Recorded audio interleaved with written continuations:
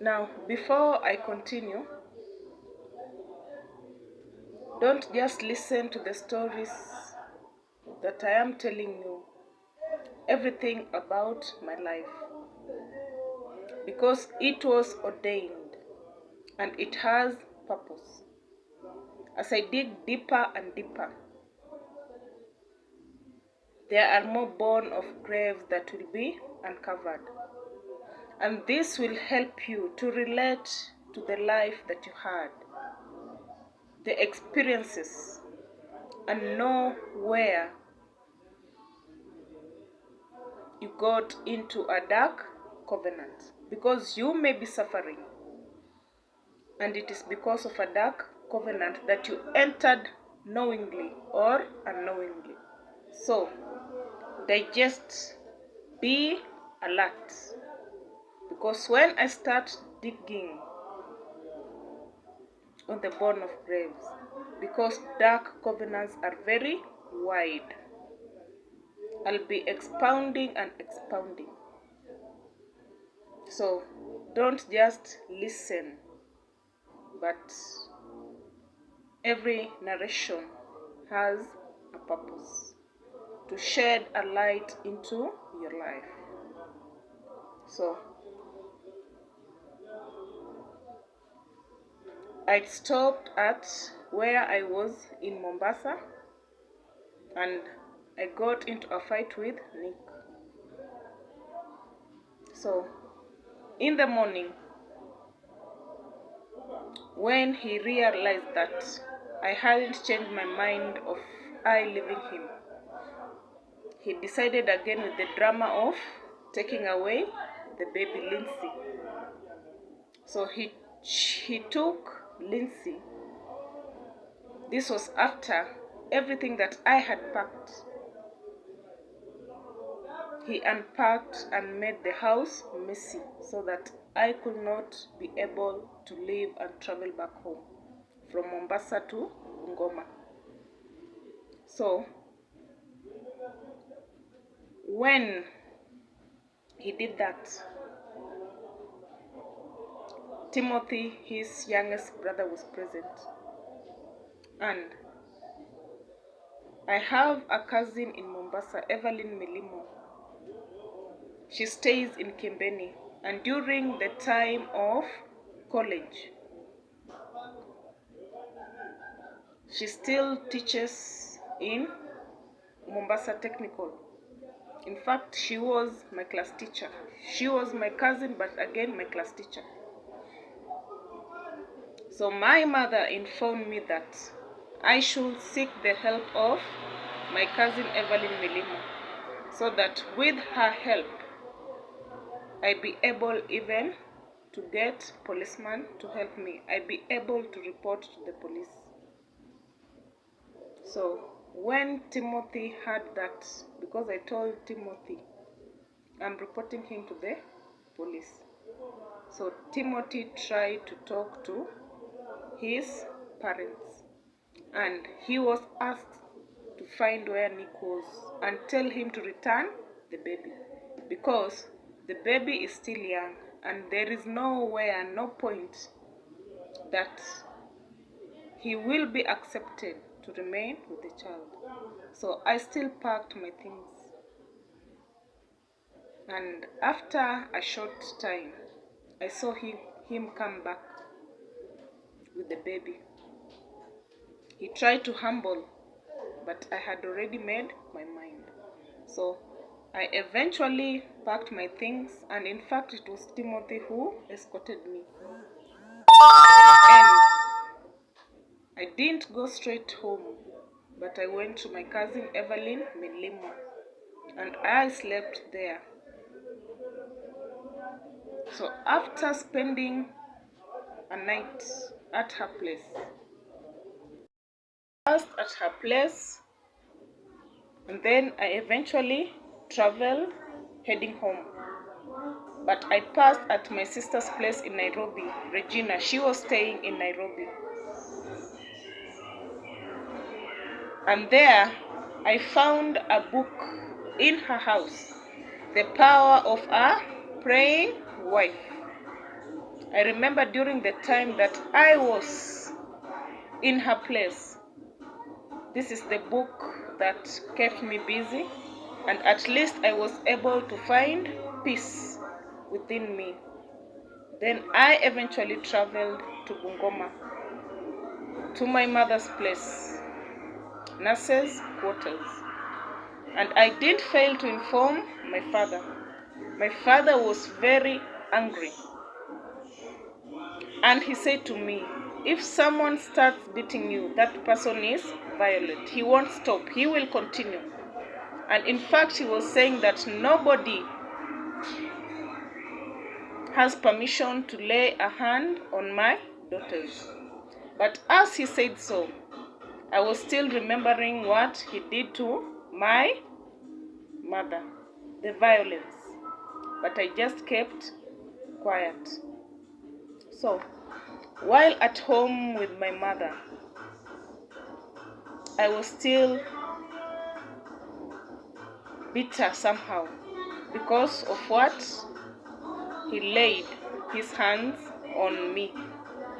So, my parents had told me never to go back until the time he comes with his own parents. They apologize, they talk.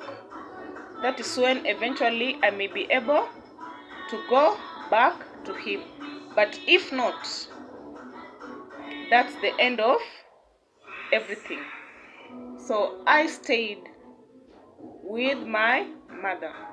And I remember they even told me not to pick their calls because they will try to disturb me and confuse me so that I just go back. But Nick's parents even kept on calling me. They kept on calling me, trying to talk to me because I eventually decided to pick their phones. So they were talking to me, even his dad saying that marriage is of two people. I'm not supposed to involve other parties because we are the ones who will make our marriage stand. So in the end, like, my mind began to change. I was being convinced. Also, Nick later eventually began to call and apologize, saying that he won't repeat what he did. So I was in between. I didn't know what to do. But in the end, I decided to give them my ear and listen to them. So what followed is Nick, through me,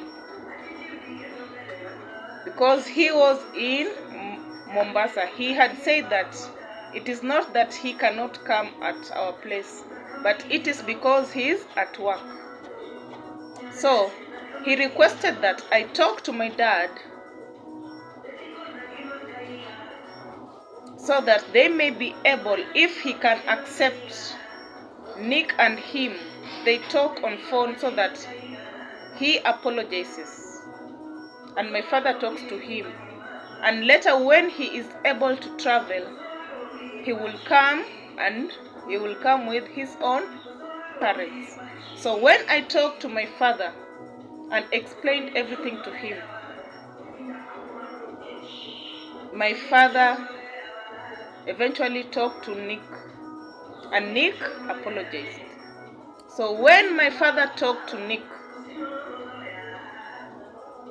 my father called me later and said that he has talked to Nick, he has apologized, and he has said that he won't and he will never repeat that again.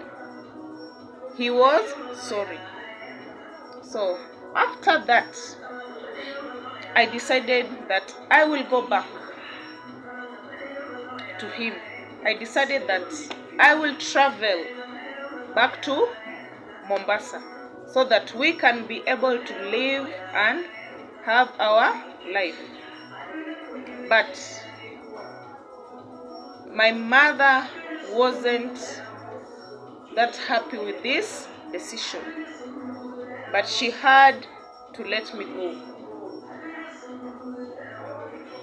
But before traveling back to Mombasa, I decided to pass by Kakamega at Nick's place and see his parents. So I stayed at our place. It was almost a month. And I remember it was almost heading March. But while at home, I remember there was a neighbor who called me and said, "You have gone and your husband is here."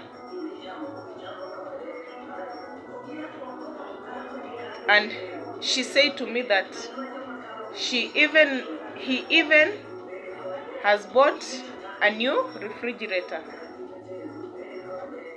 And all this time, while I was at home, there's one time that my mother asked me if the period that I was away from him, if he has sent even a single cent to support his child. And I told my mother he hasn't done that.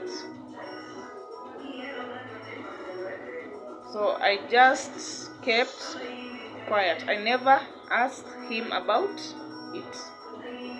So the day that I decided that I am going to their parents' place in Kakamega, that evening, I do remember very well, Nick called me. And when he called me, he was giving me some negative news. Like there were some problems at work. So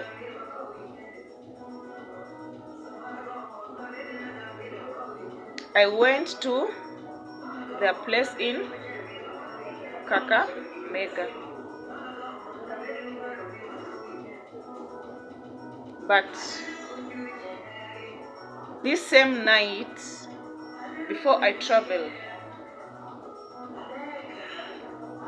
he had informed me that he has been given some bad news, that his contract won't be renewed, meaning that he is jobless. So I couldn't change my mind and stay back with my parents. I just had to go to their home place as I promised.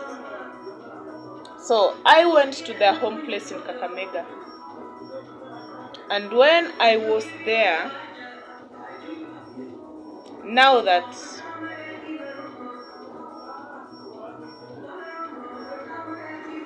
he had no job, I couldn't travel. And his own parents already knew that the contract was no more. And now that this house had been built,